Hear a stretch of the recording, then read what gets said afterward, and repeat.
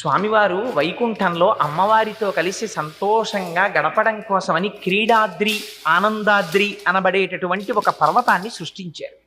కేవలం ఆయన సంకల్పమాత్రం చేత సృష్టింపబడినటువంటి క్రీడాద్రి సర్వేశ్వరుడి విహారభూమి. లక్ష్మీదేవితో కలిసి చెయ్యి పట్టుకుని శ్రీమన్నారాయణుడు విహరించేటటువంటి ఆనంద స్థలం. అక్కడ సెలయేళ్ళు, రకరకాలైనటువంటి పక్షులు, కలకూజితములు కూసేటటువంటి కోయిలలు, నెమళ్ళు, పురివిప్పి ఆడుతుంటేటటువంటి ఆ సోయగాలు, వాటన్నింటితో దేదీప్యమానంగా సౌందర్యానికి ఆటపట్టుగా ఉండేది ఆ క్రీడాద్రి. అటువంటి క్రీడాద్రిని కృతయుగంలో స్వామి గరుత్మంతుణ్ణి పిలిచారు.